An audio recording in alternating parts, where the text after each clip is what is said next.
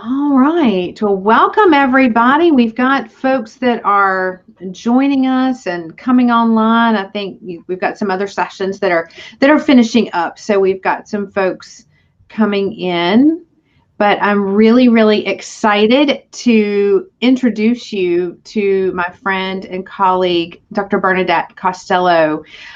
She is going to be talking with us today about applying positive intelligence to your day to day. And I think this is just fascinating. Um, it's a fascinating topic, I think. But Bernadette and I have spent some time working together as colleagues through the Association for Talent Development. She is also one of our L&D Cares coaches for our Career Support Network. So I am excited, and I want you to have all the time that you can have. So I'm going to go ahead and turn things over to you, Bernadette, and let you get started. Okay, thanks, Jennifer, for that introduction. And thank you, Ranjani. I hope that you also, at the end of this, continue to think it's intriguing and an interesting topic.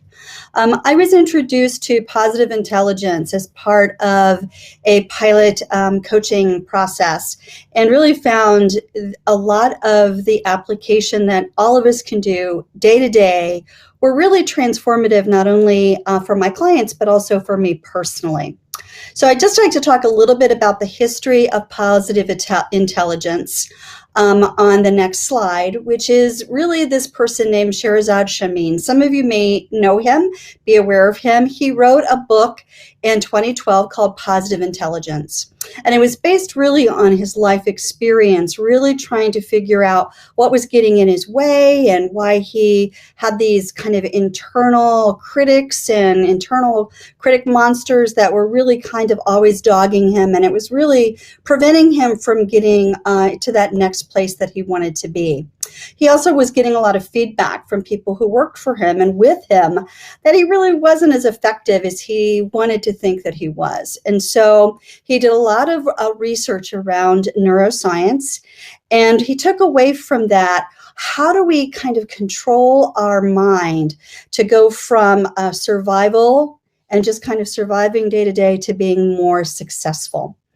And one of the tenets of all of his book is around this idea that we have saboteurs. And in his work, he talks that we have 10 saboteurs, one of them being the judge, which is pretty powerful.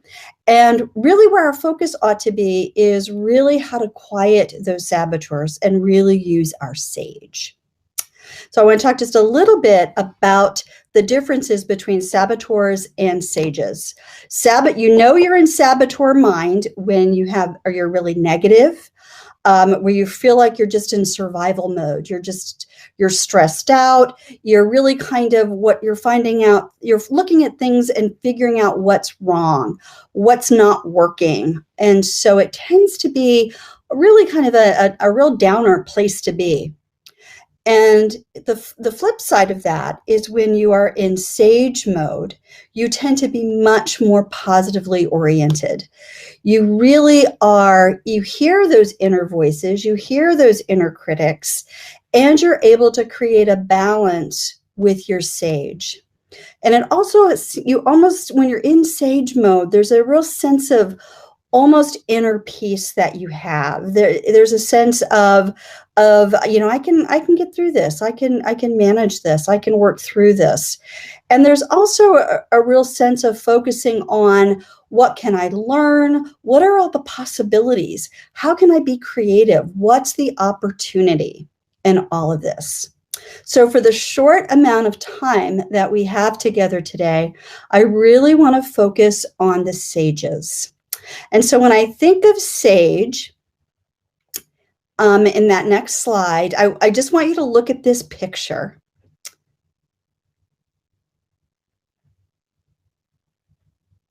You can go on to the next slide. When you see that picture, that's really kind of what the sage is personified. It's this sense of well-being. There's this sense of being centered. There's this sense of feeling calm and at peace. In Sherazad's book, Positive Intelligence, he spends a lot of time talking about that your sages as being kind of like your Jedi master capabilities. I also like to think of it as Yoda in this place where you are just in this wise space. And in the sages, there are 5 sages that Shirzad talks about. The first sage he talks about is activate. And in activate, this is where you are really focused on getting someplace. You're focused on really how do I get through my inner voice to a different place. And so there's an element of being anticipating in activate. And so it's where you are getting ready to be in a situation where typically you've got that inner voice, that inner critic that is really kind of going to bring you down, that is going to really get in the way of you being able to deal with a situation in a really positive, creative, and a possibility-oriented situation. So thinking about it ahead of time, okay, so this is what might happen. Now what do I do? I'll give an example of how this helped me personally. In conversations that I have with my brother, who lives far away, he typically puts me on speaker. And my sister-in-law is always within earshot and is always within voice shot. So in the conversations my brother and I have, she will interrupt, she'll take over, and it makes me crazy. I just go into my judger mode, my saboteur mode. I'm thinking, oh, why is she there? What is her problem? Why does she have to do that?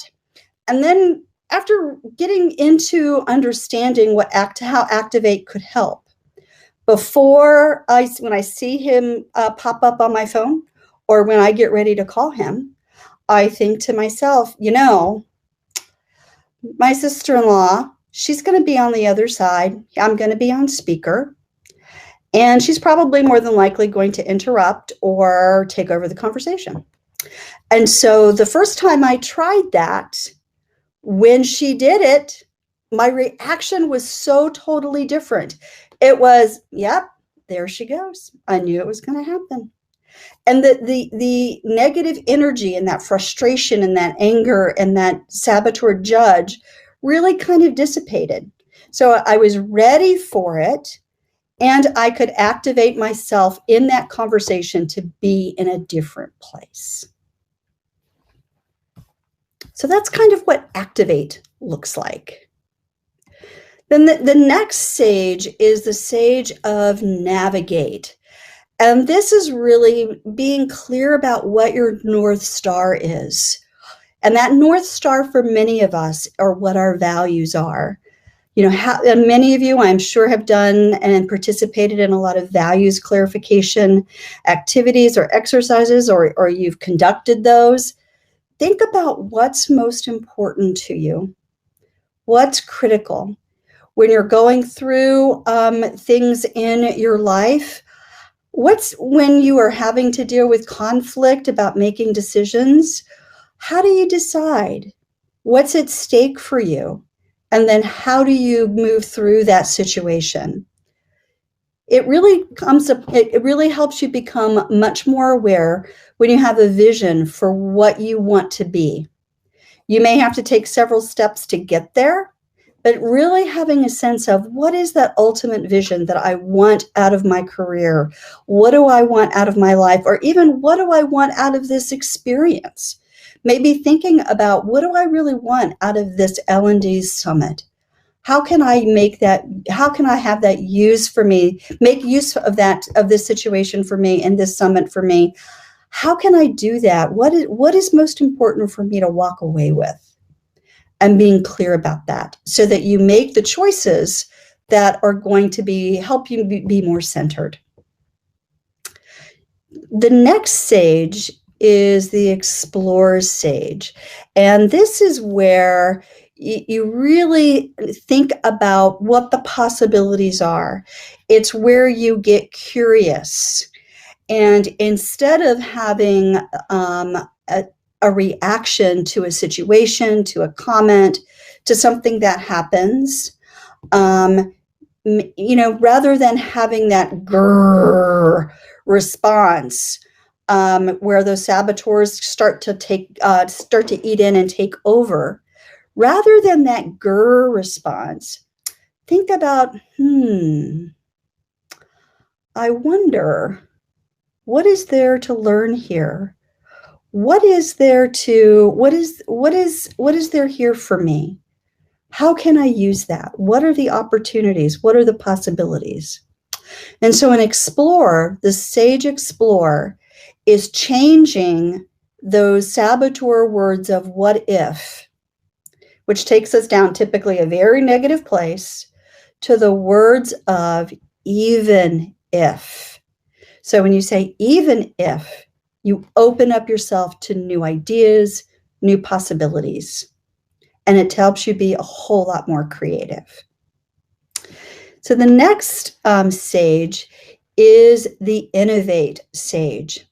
And this is important to think about in terms of, how can I take all this input that I'm getting that I just think, yeah, that's not a good idea, or yeah, that's not going to work. I've tried that, it's not good. And think about it in terms of, how can I innovate? And some things that you can do to kind of to get that Innovate sage rocking in your head is, think about using the words yes and. So if somebody has an idea that says, you really ought to apply for this job because I think it would be a really good fit, and you don't think that it is, you could say the words, that job might be a good job to apply for. That's the yes. And I wonder if. So it is taking what somebody has said and actually expanding on it to be something bigger than it is. And when you do that, not only do you bring other people along with you, but it helps you be able to also then go back to that explore stage and really think about a whole lot more ideas and thoughts about how you might utilize these new ideas. Now, the last sage to talk about is the Empathize sage. And the Empathize sage is really about spending some time empathizing about yourself. It's really hard to be empathized toward others when we can't empathize about ourselves. And it's really about really remembering who we are and what we've become, and really become caring toward ourselves so that we can really feel okay about who we are and really kind of get to who we truly are at our core. And sometimes that empathize, we aren't able to do that because we kind of get lost into who we are right now. And I just want to take you through a quick activity around empathize. So I'll just ask you to just bear with me here.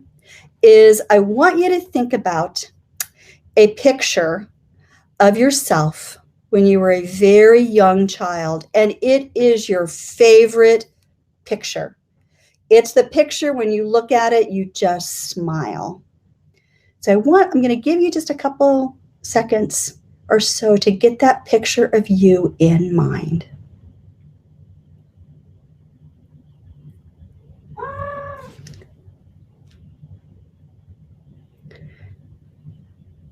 So thinking about that picture of you as a very young child, the one that makes you smile, I'd like you to use the feed, and I'd like you to think about, when you look at that picture, how do you feel? What comes up for you? What is top of your mind when you think about that picture? You think about looking at it.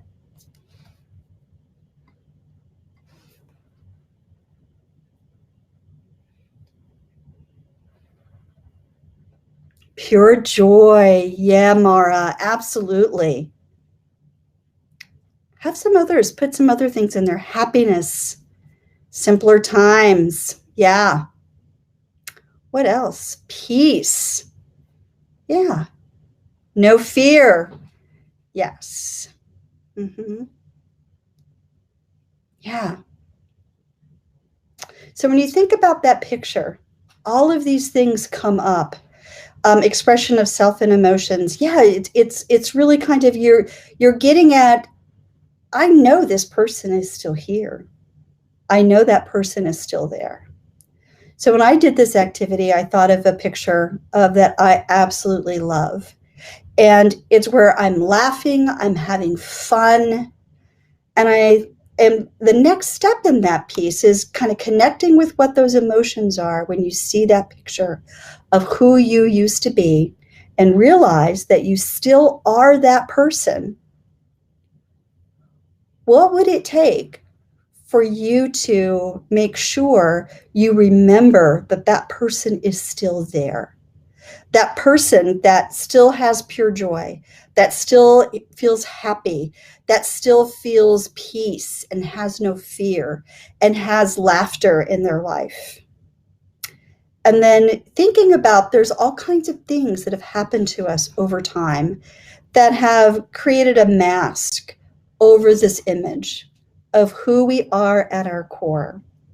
And so think to yourself, when you are thinking about that emotion and how you feel, what is it that you can do to access that child that you used to be, that person you still are, and have more of that in your life? So when I looked at my picture, what I saw was just, it's one of my favorite pictures where I'm laughing, I'm having a really good time. And my thought was, how do I get more laughter and more fun in my life and what I do, or how I work with my clients, how I work with my coaching clients, my consulting clients? How do I do this with my children? How do I do this with my spouse? How do I do this with my friends? So I can focus on accessing what I've always had and still have, and bring some of that into present day so I can be more empathetic with who I am and what I am.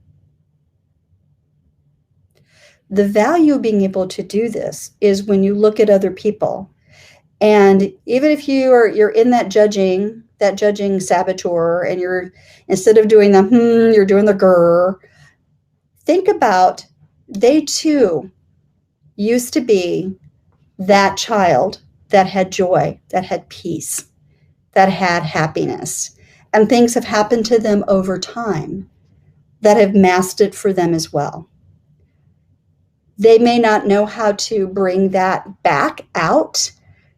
Somehow, though, being able to see them in that space, that at one point they were just exactly the same.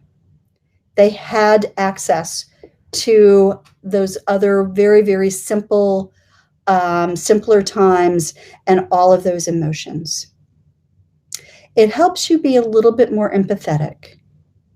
It doesn't mean that you excuse what's going on. It doesn't mean that what they're doing is okay or that you agree with it.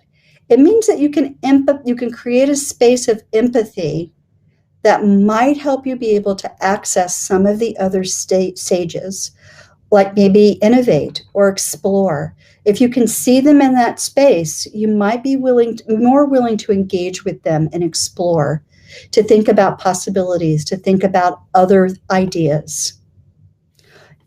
And it can also help you with activate, because then you can kind of think about, okay, I know this person, wasn't always like this.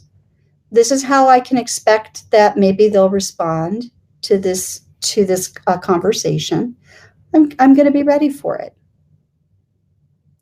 So in those 5 sages, there are lots of different techniques that you can use day to day, just things that you can remember to say to yourself, and the things you can remember to practice. A big part of Shirzad Charmaine's positive intelligence is this whole idea of being able to stop in the moment when you're feeling your saboteur, and you can actually choose to be in sage mode. And that takes a lot of practice. It takes a lot of time spent in your head to be able to slow yourself down enough to be able to think about which sage might help me more today or in this situation. So this was like a very, very fast session on the basics of sages and using them in positive intelligence. So what I'd like to ask you is, what is your will statement? What is your will statement based on the things that we've kind of shared today? What is your I will? If you could put it in the feed, that would be great. If you have questions, anything specific, I'm happy to answer whatever questions you might have. And I'd like to invite any of you who are on today to connect with me on LinkedIn. I'd love to be able to connect with all of you. If you have want to continue the conversation, I am happy to do that. So Jennifer, I'm going to ask if you saw any questions in the feed. I've gone back and forth a little bit. I didn't see any, but were there any that you saw? I didn't see any specific questions, but we do have a few minutes left. So if anybody has any questions, you can type them in the feed or you can type them in the Q&A panel and I can get to those as well. Mm-hmm. That was so powerful. Mm-hmm. Yeah. So when Ranjani, she says, I used to think I'm very empathetic, but the exercise to perceive others made me realize I need to be more empathetic. Yeah. Mm-hmm. You know, we all have like this range on all of these different sages. And the more you practice them, the more you're able to really access them in deeper and deeper and deeper ways that you don't ever really drown out your saboteur. They're always there with you. They're always there because at some point they helped keep you safe. And they're now no longer really working for you. They're really kind of getting in your way. So the more able you are able to access those sages, the less value and the less influence those saboteurs can have on you. So if anybody has an I will statement, if you've got one in the, that you'd like to be willing to share, we'd love to see it and read it and hear it. Yeah, and as people are typing, you know, I find it interesting the example that you used for the Empathize sage. Elaine Beek earlier this morning was talking about thinking back to, you know, what you were like as, you know, what were those dreams and hopes that you had as a child or as a young person in your career, you know, that you can go back to and think about. Yeah, absolutely. Mm-hmm. And sometimes when I'm working with my clients and I'm using this activity of Empathize with the picture of the child, you know, and that person is kind of like stuck. I'll ask the client, I'll ask the individual, I'll say, what do you think this child would say to you today? Mm-hmm. What message would they have for you in where you're at? So you can kind of bring that child with you in real time, in the present, and have that child be able to say what they need to say that'll be able to help you, no matter where you're at. Yeah. I will stop crying and be empathetic to myself. Yes. Yeah. Yeah. Think about that child. Those pictures of wonder, those pictures of joy, and figuring out how can you bring more of that to you on a day-to-day basis. I think this is I think this is so helpful, especially for those that are shifting into a different career. They're either looking for that new job or they're basically shifting careers, and it can get hard after you have applied for positions and, you know, you really just, it gets discouraging when you've got those no's. So I think this is so helpful to have for the language for yourself. Yeah. Yeah. The whole empathy helps you with self-regard. Yeah. All right. Well, Bernadette, thank you so much welcome. for sharing all of this really great information. And thanks to everybody who joined us today. And like Bernadette said, you can connect with her on LinkedIn. Oh, we got another. I will say. I will embrace my childhood joy and use that to activate my inner Wonder Woman. Oh, I love that. I love that. Remembering that I'm good at what I do. Yeah. And to have fun in the journey. Yes.